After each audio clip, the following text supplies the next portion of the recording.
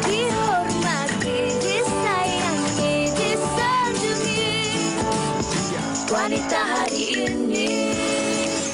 Assalamualaikum dan selamat tengah hari penonton setia wanita hari ini. Apa khabar anda di rumah? Kami harapkan apa sahaja yang anda lakukan di rumah, sedang beristirahat, sedang mengambil masa untuk menonton WHI, kita doakan segalanya dipermudahkan. Hari ini, hari Jumaat, 25 Februari 2022. Sekejap je kan? Lagi beberapa hari kita nak sampai ke 28 hujung bulan Februari. Kan Fiza? Betul tu. Dan hari ini juga merupakan Jumaat terakhir bagi bulan Rajab ini sebelum kita memulakan bulan Syaban tak lama lagi. Dan hari ini juga merupakan hari persekolahan terakhir bagi kawasan-kawasan di beberapa negeri, dan ada di negeri-negeri tertentu juga yang dah pun mula bercuti sekolah selama 3 minggu buat adik-adik sebelum bakal memulakan penggal baharu pada tanggal 21 Mac nanti. Jadi kita harapkan di waktu musim cuti sekolah ini adik-adik juga manfaatkan waktu yang ada ini untuk melakukan pelbagai aktiviti-aktiviti yang berfaedah. Dan saya kira bagi calon-calon SPM pula, tinggal beberapa hari saja lagi sebelum membuat ulang kaji terakhir sebelum juga memulakan SPM pada minggu hadapan. Dan itu kita cakap tentang apa yang berlaku terkini, dan ini juga mungkin berlaku dalam kalangan anda yang tinggal di sekitar Selangor, Kuala Lumpur, di sekitar Perak, Negeri Sembilan dan juga Johor, yang mana pagi tadi Fatin, saya ingatkan saya sakit kepala. Nak pitam, dia pusing, dia pusing. Rupa-rupanya bila saya keluar saya tengok telefon, rakan-rakan mengatakan bahawa ada sedikit gegaran yang berlaku. Yang mana sebenarnya gegaran dalam masa 3 hingga 5 saat itu gempa bumi kuat bermagnitud 6.2 yang mana berlaku di utara Sumatera di Indonesia 9.39 pagi tadi, dan pusat gempa bumi tersebut terletak di 0.2 utara dan juga 100 timur dengan kedalaman 10 km. Sebenarnya ramai daripada masyarakat juga yang semua tak jangka ada gempa bumi seawal pagi tadi. Betul. Kan? Dan daripada kejadian gempa tersebut, gegaran itu tadi telah dilaporkan dan dirasai hampir keseluruhan semenanjung Malaysia, terutama sekali di Lembah Kelang. Alhamdulillah tiada ancaman tsunami terhadap Malaysia, dan gempa susulan yang bermagnitud kecil dijangka tidak akan mengakibatkan gegaran yang dirasai di semenanjung Malaysia. Tapi ini pesanan. Ini pesanan orang ramai, termasuk kita lah kan, dinasihatkan untuk mencari tempat perlindungan dan keluar dari bangunan apabila merasai gegaran.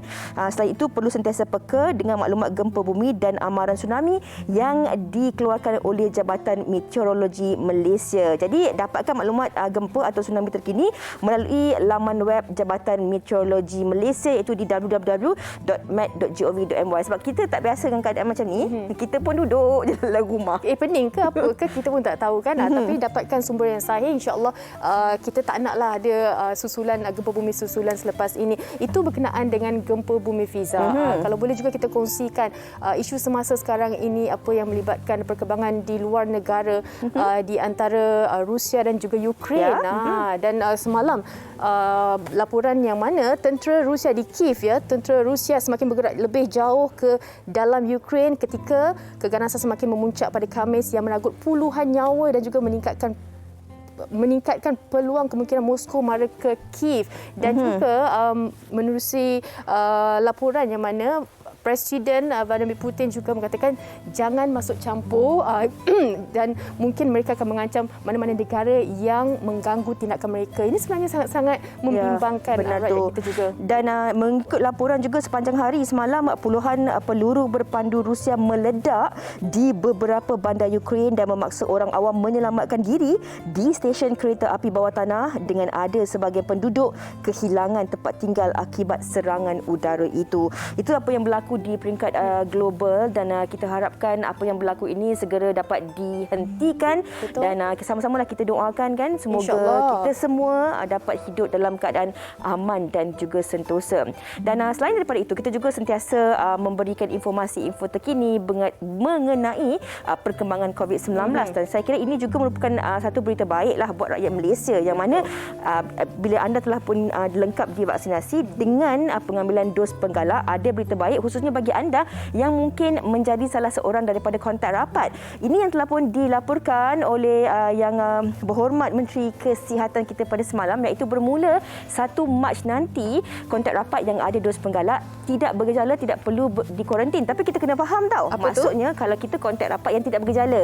Tapi kalau kita kontak rapat tiba-tiba kita ada sakit tekak, kita sesama, kita batuk, kita perlu kuarantin. Betul. Dan bagi yang tak perlu kuarantin pula, anda perlu membuat ujian calitan itu kendiri pada hari pertama dan juga hari ketiga. Tetapi bagi anda yang bergejala, anda perlu masih lagi dikuarantin selama 5 hari.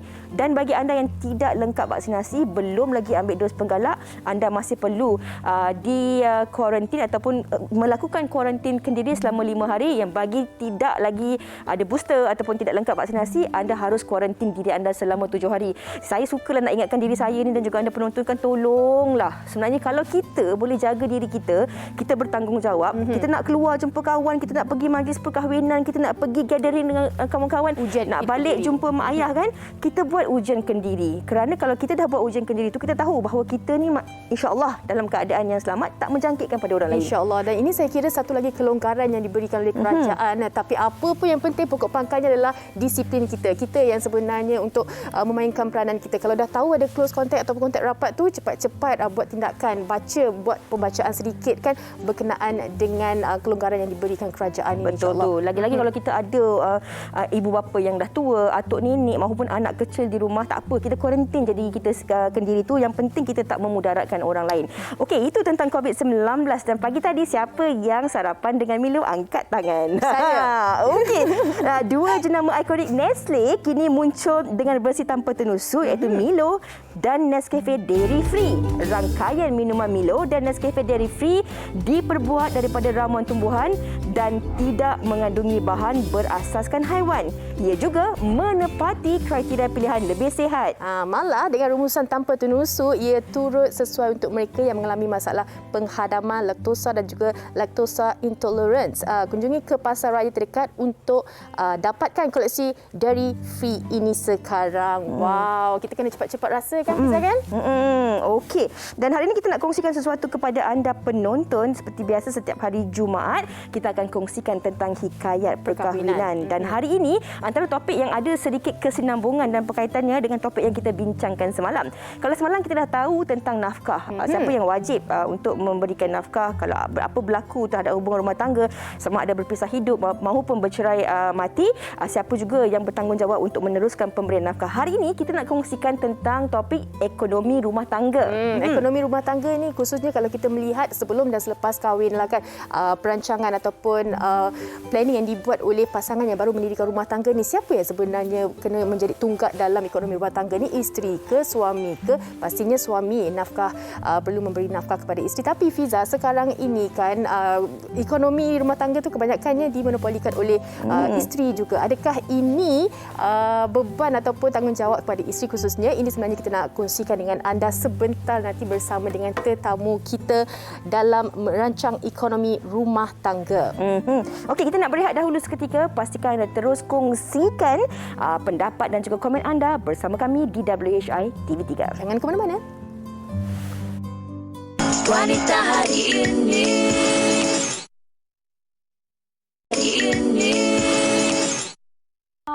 I boring lah. Jomlah kita pergi park ke apa ke, kita jogging nak. Yang tak larat lah yang I kusut banyak benda kena fikir tau. That's why lah kita kena keluar ambil udara segar. So macam mana dengan syarikat you tu? Ada progress ke?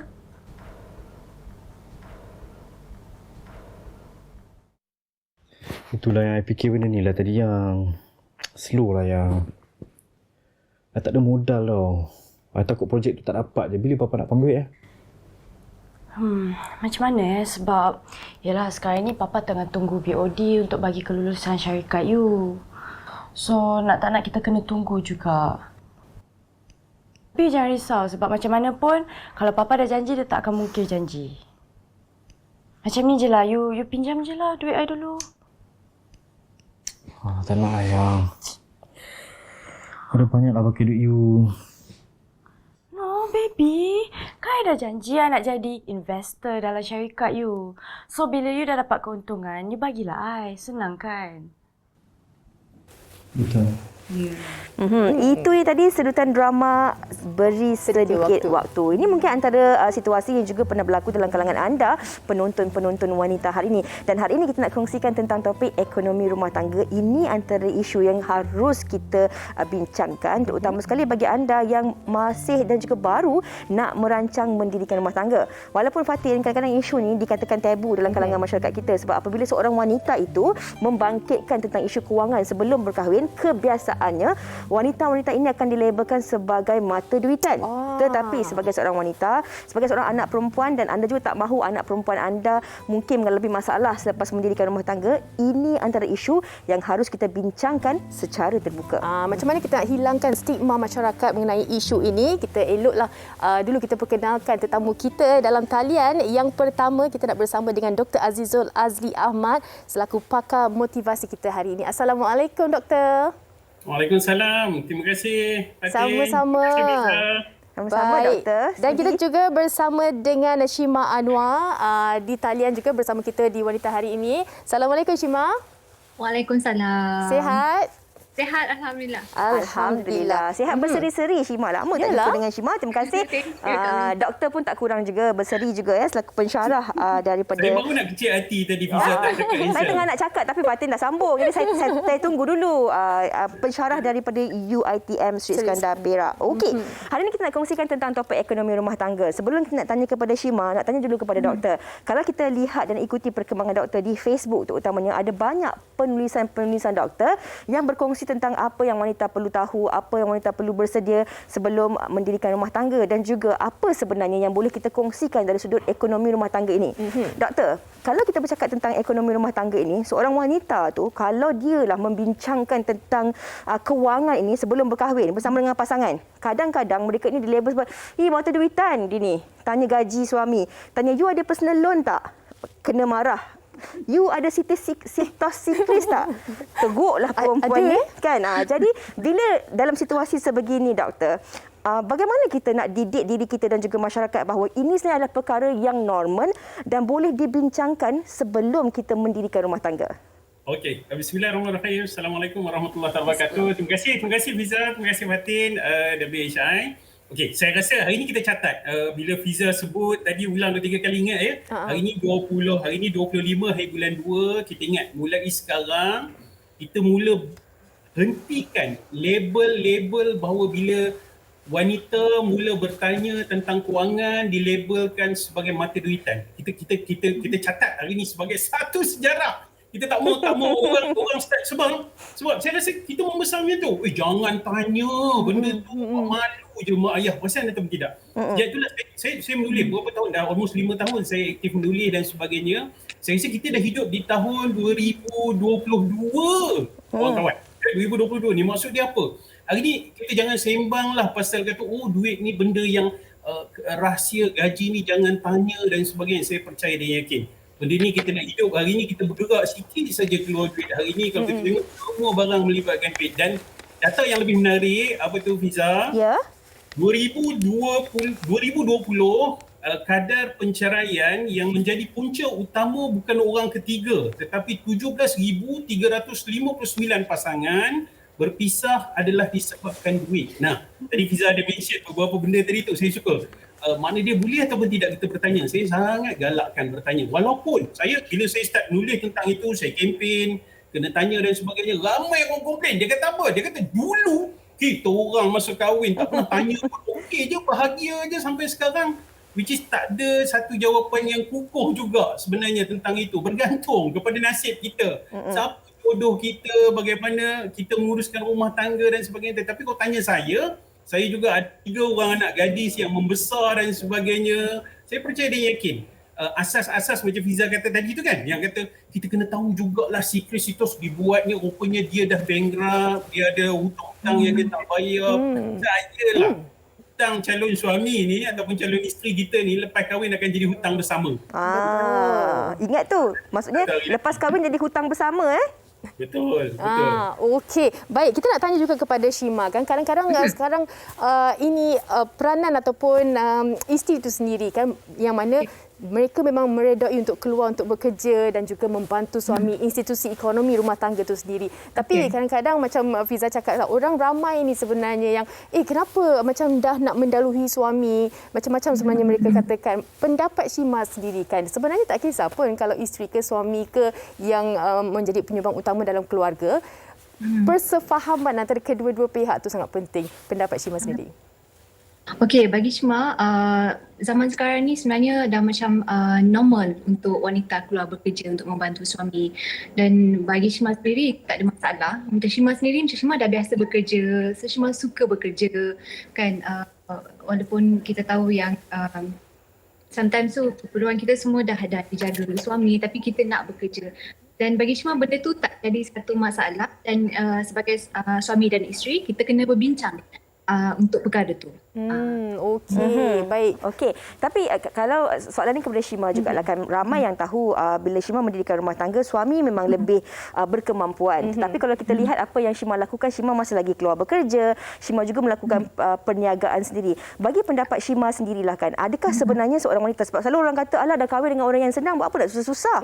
Tapi kalau kita lihat Shima ni memang sangat-sangat seorang yang berdikari. Bukan sahaja keluar membantu mencari rezeki, mungkin suami cakap tak payah tapi dia yang nak buat. Tapi dia melakukan macam-macam kerja rumah. Dia ada pembantu rumah tapi dia yang bertukang, dia yang mengetuk, dia yang mengecat, segala-galanya dia lah. Dia uruskan anak dan sebagainya. Bagi Shima sendiri, adakah dalam hubungan rumah tangga, dalam juga kita nak mewujudkan keharmonian rumah tangga ini, dalam membantu mengukuhkan ekonomi rumah tangga, walaupun pasangan kita tu dah stabil, tak salah untuk seorang wanita itu juga membantu ataupun mempunyai wang sakunya sendiri, Shima? Betul, bagi Shima tak salah pun. As long as kita dapat persetujuan suami untuk bekerja, dan dah okey dah. Okey, kita dapat setuju dah okey. And then macam kita ni, selalunya perempuan ni Kak Fiza, kadang-kadang dia je benda-benda yang kita macam perempuan biasalah tengok tu nak beli tu, nak beli ni apa benda semua. Kadang-kadang kita macam tak sampai hati nak minta dengan suami kan. So kalau kita bekerja, kita ada duit poket kita sendiri, kita boleh beli dengan tanpa risau. Macam tu. Okey.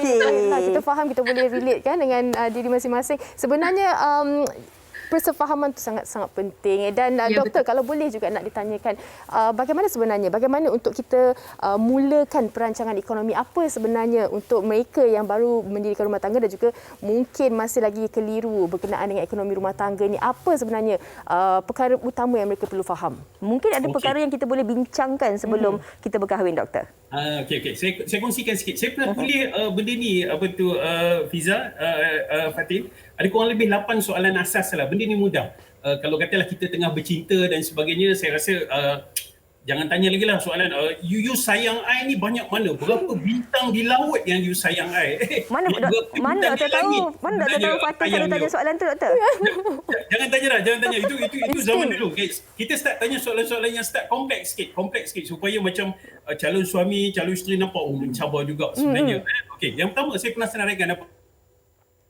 Bertanya ialah berapa pendapatan pasangan kita. Kita kena tahu. Kita tak boleh sewenang-wenangnya ni. Kalau lepas tu dia nak tuduh kita mata duitan dan sebagainya, itu nombor 2. Yang kedua, kita kena tanya, apakah dia telah ada hutang? Tadi kita telah sembang. Sebab percayalah, selepas perkahwinan, hutang ni akan tetap jadi hutang bersama.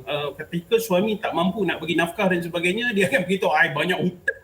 You pandai-pandai lah hidup sendiri. So, jaga. Kena tahu juga sedikit apa hutang yang dia ada. Kalau setakat ada hutang TV, tak apalah, tak ada masalah. Kalau ada hutang perniagaan yang bertimbun-timbun dan sebagainya, kena hati-hati. Yang ketiga, bagaimana dia mengatur gaji? Kita kena tahu bagaimana dia menghabiskan gaji, apa yang dia buat dengan gaji. Kita tak perlulah tanya direct, bolehlah tanya. You biasanya, you selepas gaji, you buat apa yang you suka beli dan sebagainya, kita akan start tahu. Bagaimana dia belanja untuk liability ataupun aset. Yang keempat, siapa yang akan menguruskan gaji lepas kita berkeluarga ni? Kalau kata dah betul-betul duduk sekali ni, mestilah kita nak tanya kan siapa yang akan urus kan. Kalau dia kata sebagai suami dia akan dah ada portion untuk pelaburan, untuk matlamat kewangan keluarga dan sebagainya, which is kita dapat dia tu ada wawasan lah. Yang kedua, apa pendapat dia tentang nafkah buat isteri yang bekerja. Kita nak tanya pendapat dia sahaja sebab ada ada calon-calon suami daripada syurga ni yang rasa apa? Dia rasa, wow, tak ada, kalau you dah kerja, you dah ada duit, berapa yang nak bagi nafkah? Beware, hati-hati ya. Nafkah tetap menjadi tanggungjawab sebagai seorang lelaki ya. Yang tu kita kena bincang betul-betul dan sebagainya. Jadi kita boleh nampaklah pola fikir calon suami kita ni ke arah mana nanti ketika dia kahwin. Yang keenam, perlu tak ada akaun bersama untuk menguruskan keluarga kita, ataupun duit you, duit I, duit I. Ataupun duit you, duit I. Itu yang lebih Golok lah. yang tu Lepas tu yang ketujuh, saya pernah tanya, ada tak bila rancangan kita nak start membeli rumah kan? Yang ketujuh dan lain sekali yang ke-8, apa peraturan keuangan keluarga kita? Peraturan keuangan ni saya selalu sebut. Kalau kita dah kahwin, semua benda kita kena bincang bersama. Kita tak boleh diam-diam isteri buat hutang, diam-diam suami buat hutang, suami buat ni dan sebagainya. So, apa peraturan yang kita tetapkan? Kita tetapkan bahawa apa saja hutang lebih daripada RM5,000 perlu dibincang bersama ataupun persetujuan bersama. Contoh. Jadi, 8 benda ni adalah benda yang asas sebelum kahwin supaya kita dapatlah sedikit pola fikir calon isteri, calon suami kita tu ke arah mana. Dia tak ada jawapan yang betul juga, Shima. Dia tak ada jawapan yang tepat juga, Fiza. Dia ialah kita boleh menilai sendiri, suami aku ni kedekut hidung masin ke ni, kedekut ni macam mana kan? Suami aku ni okey ke dari segi bagaimana dia nak memberi nafkah dan sebagainya. Jadi tak adalah satu jawapan yang betul, tapi kita boleh menilai. Kita boleh Saya suka apa yang doktor katakan. Ini antara 8 perkara yang kita boleh bincangkan secara matang sebelum kita mendirikan rumah tangga. Dia bukan lagi janji bulan dan bintang, bukan lagi you sayang I banyak mana, banyak lautan ke, banyak udara ke, banyak bintang di langit, tetapi dari segi perancangan masa hadapan. Kerana setelah ijab dan kabul, kita dah merancang untuk hidup bersama selamanya. Dan ini juga penting sebenarnya dalam hubungan rumah tangga supaya kita tahu dari segi komposisi kewangan pasangan kita. Jadi kita tahulah kat mana yang kita boleh top up, kat mana kita kena bertolak ansur. Walaupun kita tahu nafkah itu wajib diberikan oleh suami, tetapi dalam keadaan-keadaan tertentu kita boleh ada mutual orang kata understanding, persefahaman itu. Ini kita nak bincangkan selepas ini, tapi sebelum itu doktor dan juga Shima, apa kata kita dengarkan dahulu pendapat orang ramai tentang topik kita hari ini. Jom.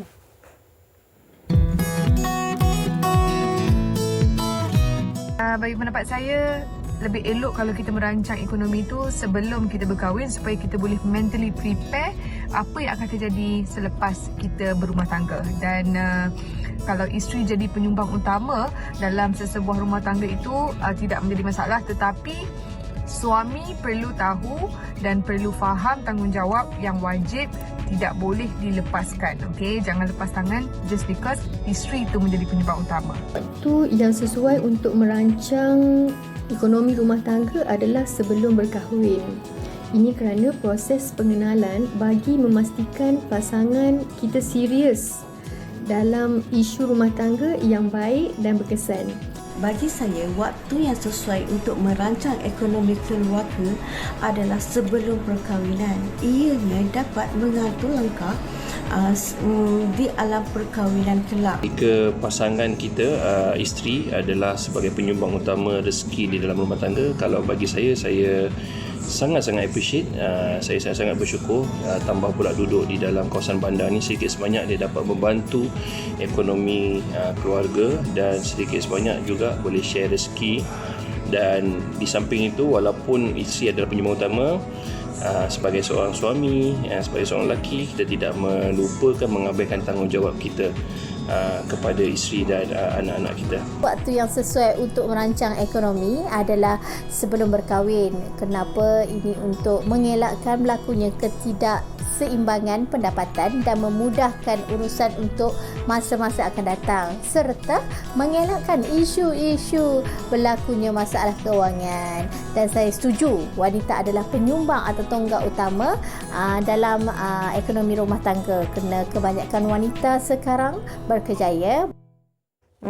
Ramai wanita berkerjaya sekarang ni yang menjadi tonggak kepada sumber ekonomi dalam keluarga itu sendiri. Tapi tadi ada seorang rakan kita yang mengatakan walaupun dibantu oleh wanita atau isterinya, lelaki ataupun suami ni janganlah lepas tangan kan. Janganlah orang kata lepaskan segala tanggungjawab tu. Dia lagi banyak gaji dan dia boleh buat segala-galanya, dia berdikari dan sebagainya. Okey, kita relax. Jangan macam tu lah kan. Kalau Shima sendiri kan, ada tak pengalaman-pengalaman dalam kita bagi tahu dalam sumber ekonomi ini sendiri, rakan-rakan ataupun keluarga yang wanita memang khususnya untuk membantu suami, tapi suami ada kalanya mereka memang lepas tangan betul-betul, yang mana sedikit-sedikit je mengambil tahu berkenaan dengan sumber ekonomi negara, anak, barang dapur dan sebagainya. Dan kadang-kadang juga wanita dah keluar bekerja, balik urusan rumah tangga juga dilakukan oleh wanita juga. Peranan suami itu sendiri.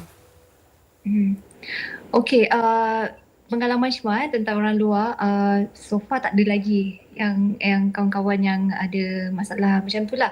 Alhamdulillah, semuanya okey.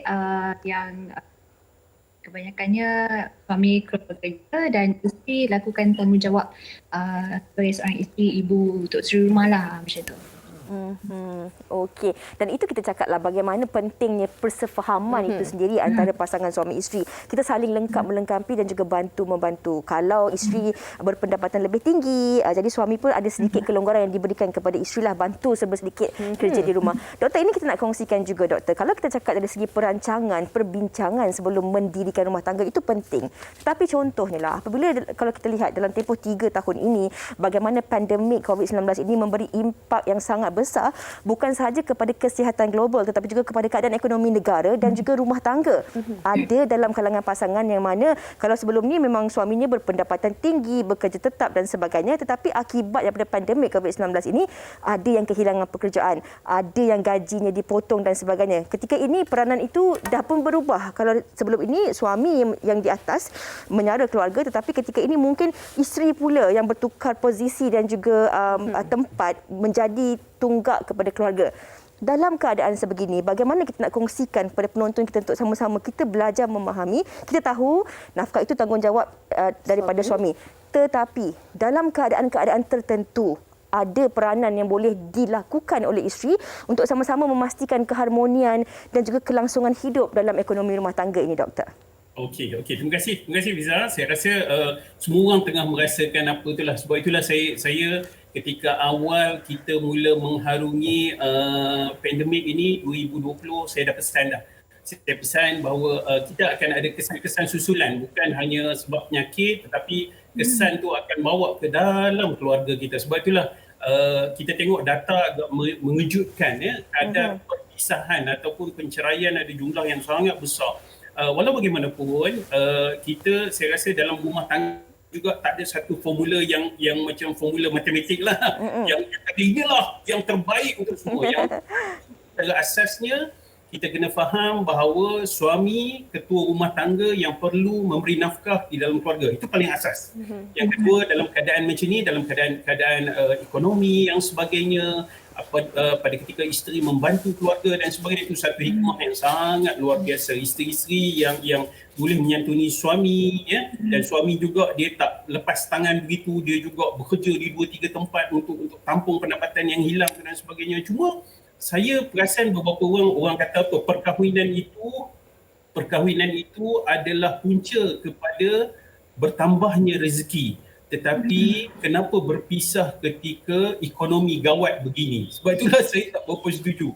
Sepatutnya waktu gawat beginilah kita lebih berkasih sayang, lebih faham, lebih menyantuni pasangan-pasangan kita masing. Sebab itulah ada beberapa benda yang macam Fiza mention tadi, bila kita mula kahwin dan sebagainya, saya selalu pesan begini, perkahwinan ni dia ada 3 fasa. Fasa sebelum, fasa semasa dan fasa masa akan datang. Saya tengok Syima angguk tu macam student dalam kelas saya tu. Angguk dia catat dan sebagainya. Yang sebelum yang tadi tu, sama ada kita mendapat suami daripada syurga ataupun suami daripada planet mana dan sebagainya. Sebelum. So, maknanya dia kalau sebelum ni kita kena takdir hidup kita. Dia kadang-kadang boleh jadi takdir dan takbir dalam hidup. Saya selalu sebut itu. Yang kedua semasa. Semasa ni maknanya kita dah hadam. Ya Allah, lelaki aku rupanya malai mandi rupanya teruk. Kita dapat lambat. Kita semasa. So kita dah start hadapi. So sebab bila dalam semasa ni saya selalu senaraikan. Nombor 1, buat matlamat kewangan keluarga. Kena tahu keluarga kita ni bila nak start beli rumah, duduk singgah dengan isteri, buat kopi sikit, buat cucuk jemput-jemput. Sayang, kita dah kahwin, dah masuk 5 tahun ni. Jenuh takkan nak menyewa je 5 tahun. Kita start nak beli rumah bila? Buat satu matlamat kewangan. Matlamat ni saya selalu pesan dia ada 3 tahap. Satu jangka pendek, jangka sederhana, jangka panjang. Jangka pendek ni 1 hingga 3 tahun. 1 hingga 3 tahun ni apa biasanya? Kita nak bercuti ke mana? Itu jangka pendek. jaga sederhana ni rumah, kita nak beli rumah apa dan sebagainya, jaga panjang persaraan anak dan sebagainya. Yang kedua, saya selalu pesan belajar buat peta keuangan. Ini pun saya pesan kat student saya dan sebagainya. Peta keuangan ni apa? Kita ni, katalah kita kahwin umur 25 kahwin. Kita akan pencen umur 55. Untung kahwin 25? Kalau 25 kahwin. Kalau kahwin 30, kahwin 40. Kan? Macam ni?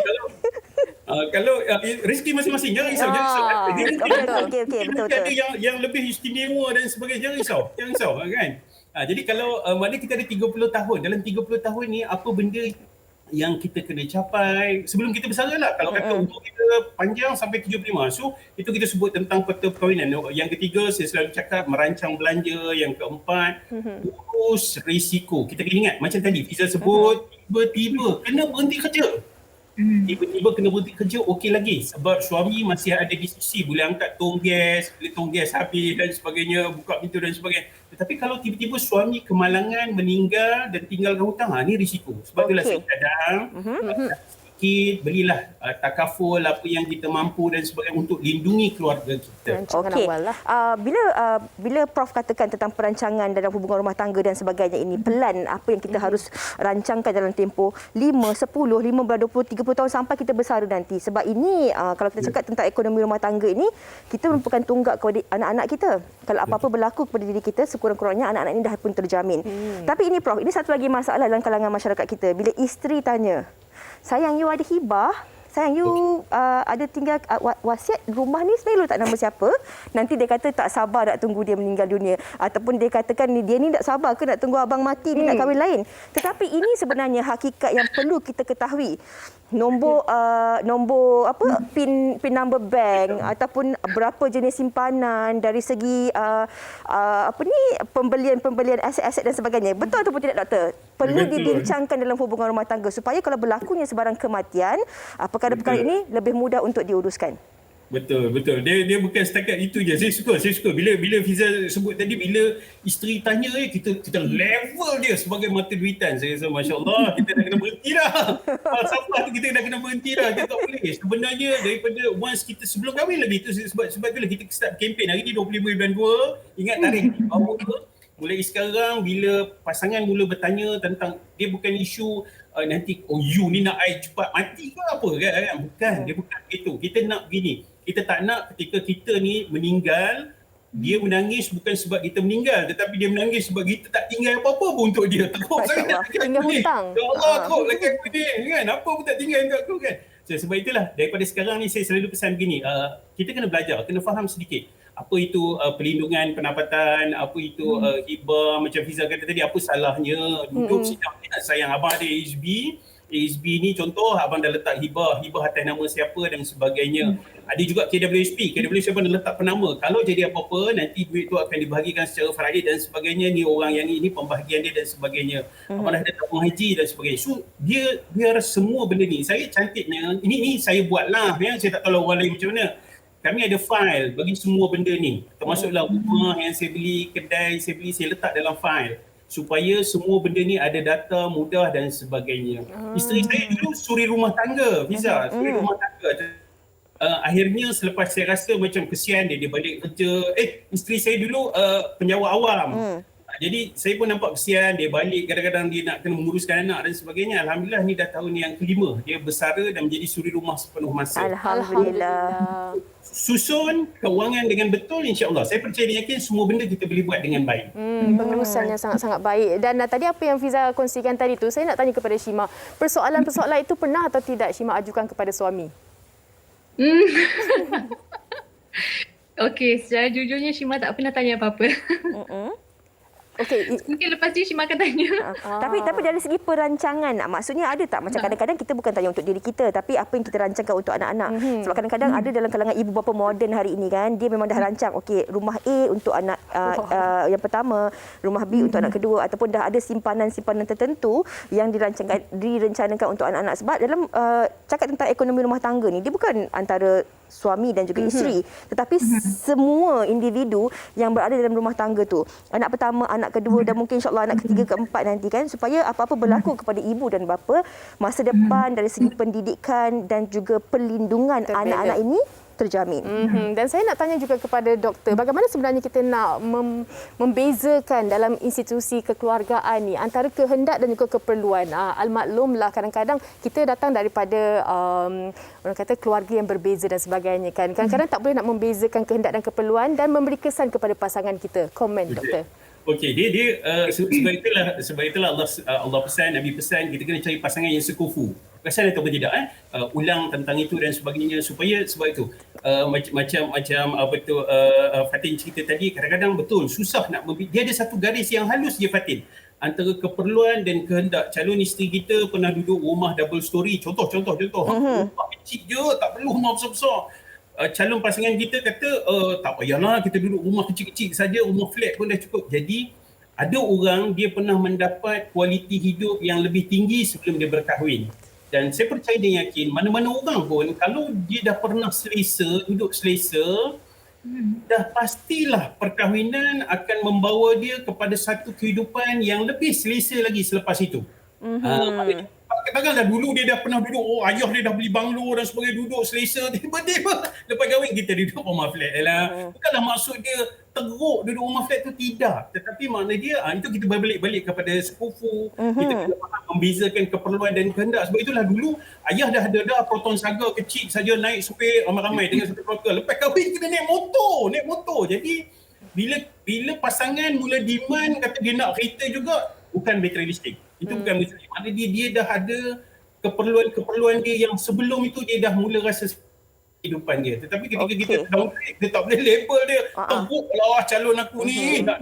Doktor, itu maknanya kita kena tahulah siapa pasangan kita kan. Kalau kita pula yang pilih untuk memang kita dah biasa hidup senang masa bujang, kita biasa dibesarkan dengan keluarga yang mewah dan sebagainya. Kalau kita pilih pasangan kita yang mungkin keadaan kewangannya tidak sama macam keadaan kewangan kita, bermakna kita kena harus reda dan menerima bahawa kehidupan kita juga harus berubah mengikut keadaan kemampuan suami kita itu sendiri, doktor ya. Okey. Dan Shima, berbalik kepada soalan tadi tu Shima, ada tak perancangan-perancangan yang dilakukan untuk anak-anak khususnya? Okey, kalau nak kata macam Kak Fiza cakap tadi, rumah ni untuk anak ni, rumah ni itu tak ada lagi. Itu memang tak ada lah. Okey, tapi macam Shima sendiri, macam setiap bulan duit yang suami Shima bagi memang Shima simpan dan Shima selalu set dekat dalam kepala, okey duit ni memang akan simpan dan anything happen dekat masa akan datang anak-anak boleh pakai duit ni. Selalu plan macam tu. InsyaAllah. Itulah. InsyaAllah. Apa perkongsian daripada Shima dan doktornya, harapnya dapat membuka mata. Kita ada satu pandangan di Facebook daripada rakan kita Syasha. Di zaman sekarang ni kalau tak pandai nak merancang ekonomi sendiri atau tiada simpanan, memang susah di kemudian hari. Sebab kita tak tahu apa kemungkinan yang akan datang.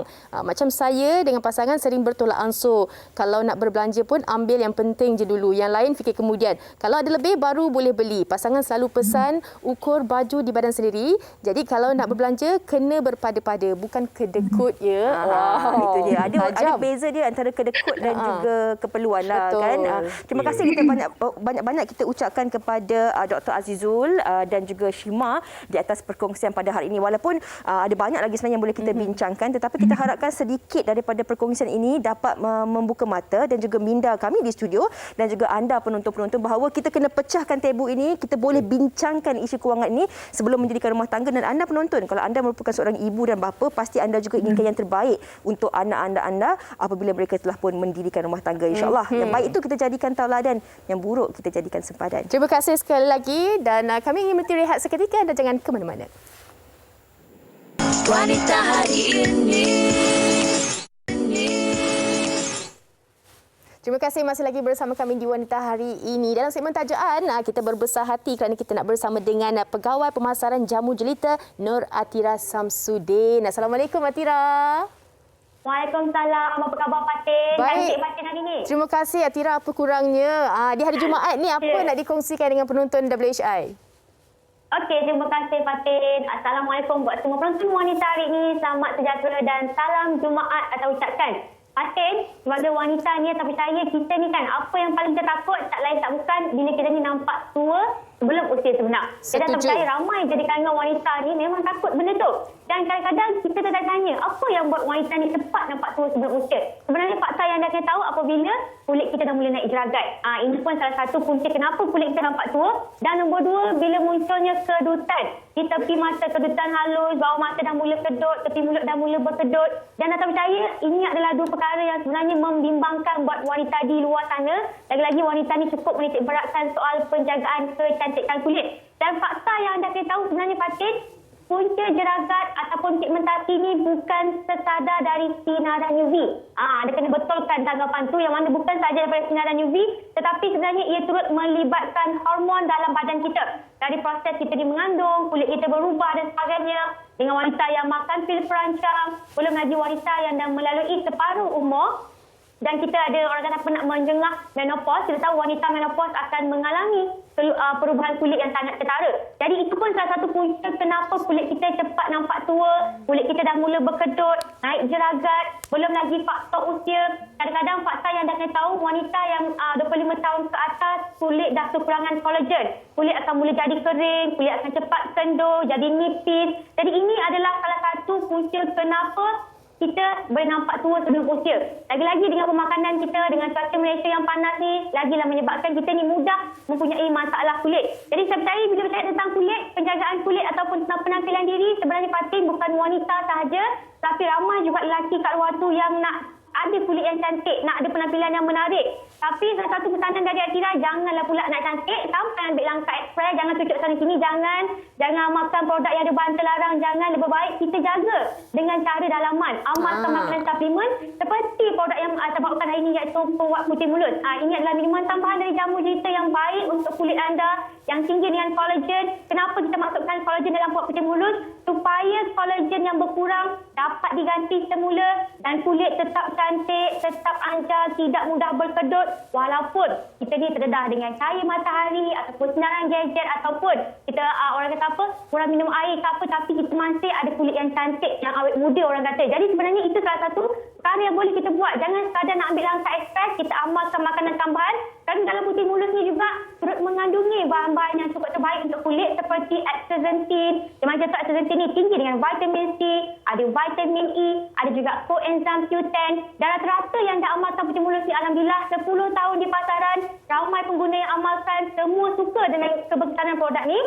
Malah ramai yang kongsikan dengan pakai putih mulut, memang jagak pun dah tak seteruk macam dulu, dah makin pudar, kulit makin cantik, jerawat pun mengecut. Yang paling penting kulit kita Fatin sehat, kulit kita cerah, kulit kita cantik, tak payah dah make up tebal-tebal, natural beauty je orang cakap. Yang penting kena jaga kulit betul-betul, itu je syarat di Fatin.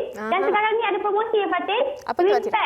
Kalau sebotol harga RM38.90, sekarang RM55. Anda dapat 2 botol Colgate putih mulut. Sangat jimat, sebotol RM38.90. Tetapi beli 2 botol harga RM55 saja, tapi dengan syarat kena beli di Jombai. Hanya available di Jombai saja kalau nak harga twin pack. Dan seterusnya Fatin, kita cakap tentang penjagaan kulit. Produk kedua seterusnya adalah tentang produk Lemon Surf. Kita tahu penjagaan rusuh sangat penting. Kalau takkan ada istilah kita adalah apa yang kita makan. Jadi hari-hari kita kena check apa yang kita makan, sihat ke tidak, banyak kolesterol ke tidak. Sebab saya percaya punca penyakit adalah daripada apa yang kita makan. Badan kita banyak angin pun punca daripada apa yang kita makan.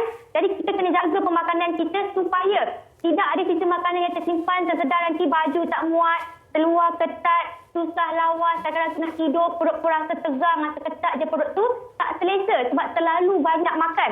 Jadi sebab tu Ata nak sarankan buat anda di rumah yang ada masalah seperti yang Ata cakap, anda boleh amalkan kaedah 1 hari 1 sachet, bancuh saja produk Lemon Surf ni, yang mana 4 hingga 6 jam kemudian, segala sisa makanan, segala toksin yang tersimpan, segala racun dari makanan yang tidak berkhasiat tadi, akan disingkirkan supaya tidak tersimpan, di mana itulah punca anda ada masalah saiz fizikal tidak seimbang, punca perut tinggi, punca susah nak berfashion. Dan yang paling penting, Lemon Surf ni rasanya sangat sedap, rasa ais lemon tea, dan kita menggunakan ekstrak daripada limau gedang yang mana satu dengan gula dalam ni ada stevia, jadi anda boleh amalkan tanpa was-was.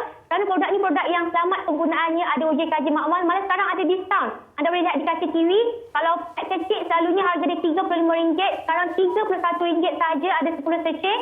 Pack besar ada 20 sachet, harga asal RM59.90, tetapi sekarang promosi di Jombai RM47.90 saja.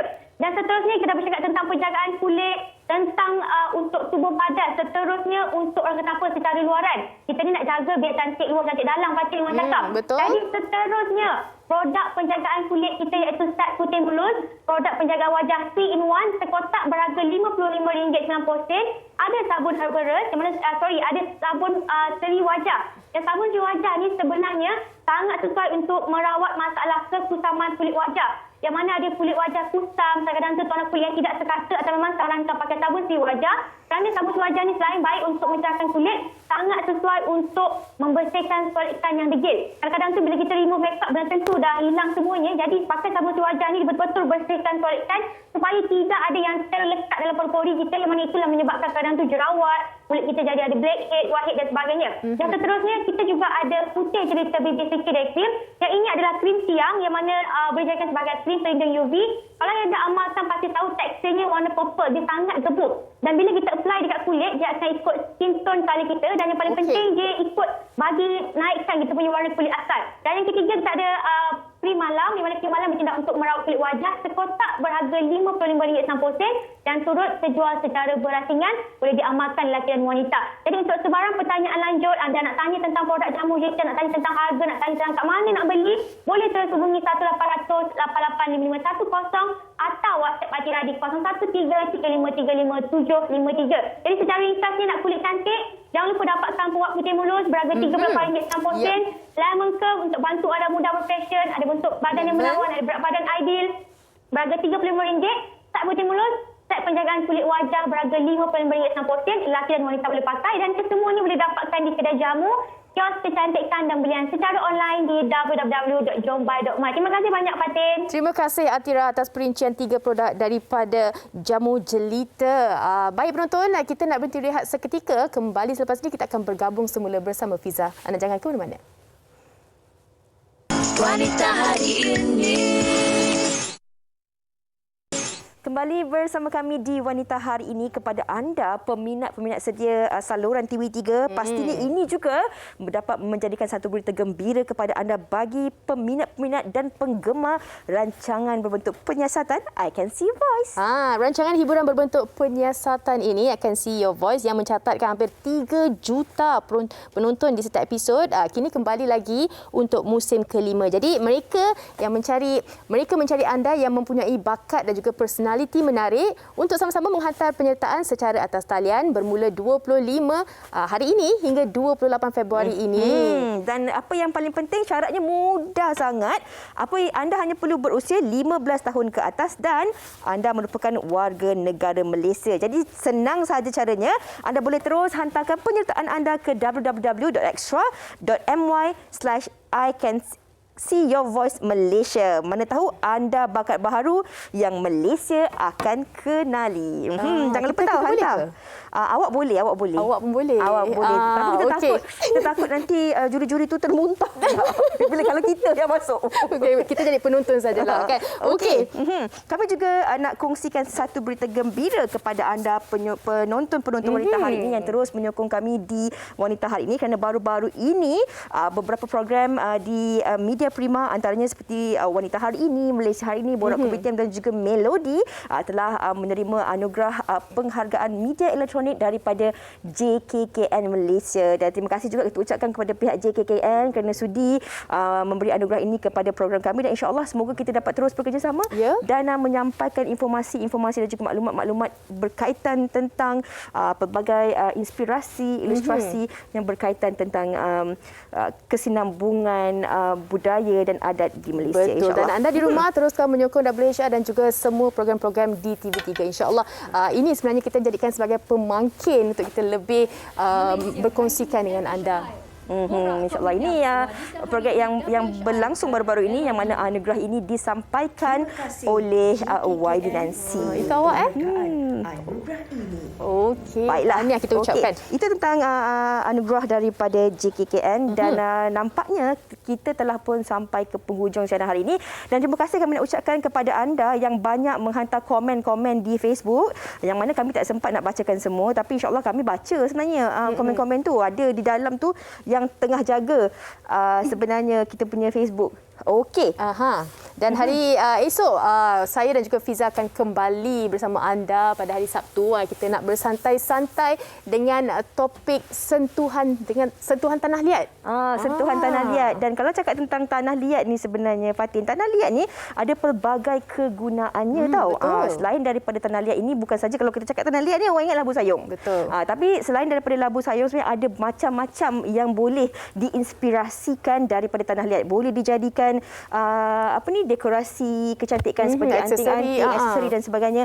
Dan kaedah terkini juga kalau anda ada ikuti perkembangan di Kuala Terengganu yang mana mereka melakukan proses batik juga menggunakan tanah liat. Selain daripada tu, ada juga makanan-makanan yang dimasak dan dibakar dalam tanah liat. Banyak sebenarnya kegunaannya. Dan selain itu Fiza, sebenarnya kalau kita menggunakan ataupun kita mengamalkan teknik-teknik tanah liat ni memberi kita terapi juga. Kita bermain dengan kesabaran, ketelitian kita kan untuk kita menghasilkan sesuatu daripada tanah liat. Fatin. Tanah liat juga boleh dijadikan alat kecantikan seperti masker dan sebagainya kan. Esok kita boleh cubalah Fiza kan. Awak boleh buat tanah liat.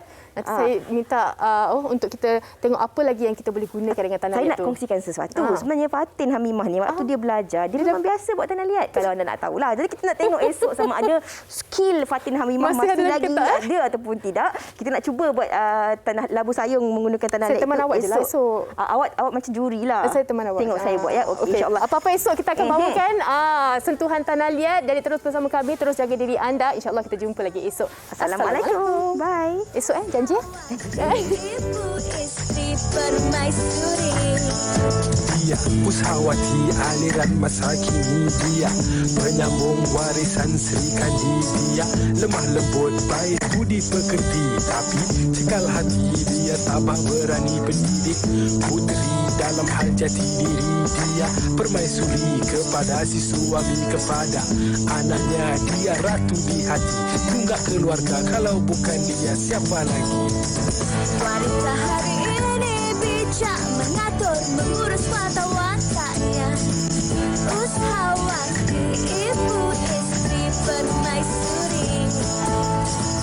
Wanita hari ini di zaman moden masih kekalkan adatnya. Dihormati, disayangi, disanjungi. Dia usahawati aliran masa kini, dia penyambung warisan Sri Kandi. Dia lemah lembut baik budi pekerti, tapi cekal hati dia tabah berani pendidik. Puteri dalam hal jati diri, dia permaisuri kepada si suami, kepada anaknya. Dia ratu di hati, tunggak keluarga, kalau bukan dia siapa lagi. Wanita hari ini bijak mengatur, mengurus mata wataknya. Usahawati, ibu istri permaisuri.